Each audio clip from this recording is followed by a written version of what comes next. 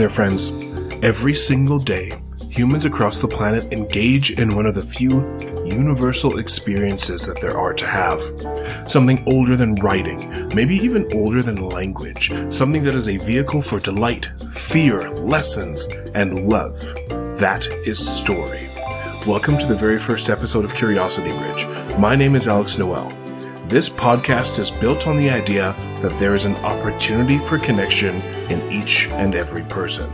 That connection, that bridge, is something that we cross through curiosity.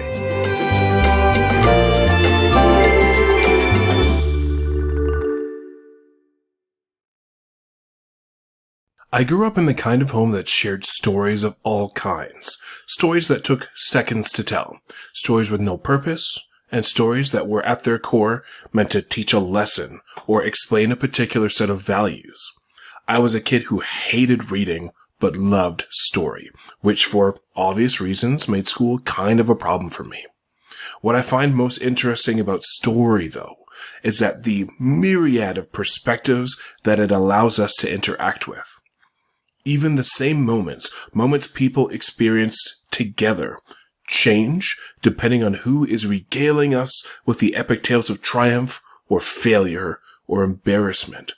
I will inevitably tell my own stories through this podcast, but what I hope to do is give others the opportunity to share theirs with you as well. I believe that all of our lives hold stories to be told.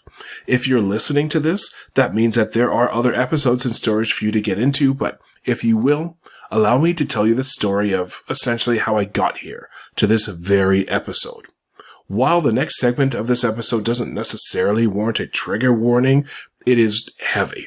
I invite you to join me on this journey, but I understand if you choose not to. The most striking stretch of moments in my life were also the saddest, most difficult moments. I say stretch of moments because in truth, what I remember about this part of my life is honestly in bits and pieces. Between a haze of stress, uncertainty, tragedy, and loss, but also hope. In August of 2010, my mom called me while I was working at a summer camp about an hour and a half away from the city. She wanted to wait to talk to me in person, but she wasn't sure there was enough time. She was a nurse. She'd been a nurse my entire life. She worked nights at hospitals and different long-term care facilities for seniors for the entirety of my life. Working nights and multiple jobs at that takes a toll on somebody. Her health had been declining for a long time, but relatively slowly at that point. Aches and pains were nothing new to her. She had different medications and treatments just to help her endure the onslaught of work that she had to do. But she did it with such grace and confidence that most people, herself included, didn't stop to consider that she couldn't sustain that load forever. Nobody could. By the time she could confirm that she had cancer, I had already been gone for a couple of weeks at the summer camp. She didn't want to tell me because she didn't want to ruin my summer. But as July turns to August, things start to take a turn for her for the worse. And she wanted to make sure that I had as much information as possible, just in case. For her, being a nurse meant that she was well versed in the language of hospital. Blood tests and biopsies were her entire career. Those warm fall days were odd, though, as she was rarely the person being tested, never the person waiting for results. Her bedside manner was second to none, but by her own admission, it is much harder to be on the waiting side than on the medical side. My parents, my older brother, and I waited in a room at the cancer clinic for the official results. But my mom, she could tell immediately, just by the way the doctor opened the door. It's the way he walked, she said. And I could tell by the look in her eyes that the news we were going to get wasn't good. I'd seen that look so many times whenever she steeled herself to handle hard news in front of the family. She was our rock, and she had every intention of being that rock until the moment that she could no longer do so. Terminal. At the time, I was in my third year of university, taking a degree in biology, and in our human physiology class we learned the etymology, or the background behind the word terminal. In the context of oncology, which was the study of tumors, terminal comes from the Latin terminalis, meaning boundary, or end.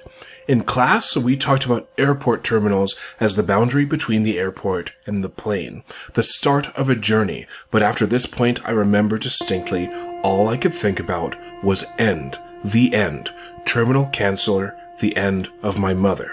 I remember holding my emotions in. It felt like I was trying to transport boiling water in my bare hands. I remember it physically hurting, but I couldn't spill a drop because no one can know. I can't tell people what I'm feeling because I don't know what they need. I don't know what I need, but my mom had an idea. She knew, and she sat with me at home as I processed. And again, she was my rock while I let all that water fall through my fingers, and I wept. The months that followed were odd, partially because I don't remember a lot, certainly nothing of my university classes. What I do remember, though, is all the time I spent with my mom, whether that was the little bit of time we had left at home, time in the hospital, or time in the hospice. She'd say in those times when life is hard, it's because we are being given the opportunity to learn to be stronger. And if life is giving us the opportunity to be stronger, it's because harder things will come. She didn't say this to scare me. She said this to encourage me. Her goal was to give my brother and I all the wisdom and all the lessons that she hoped she'd have more time to give. And in that time, every lesson had a story, and every story had a lesson.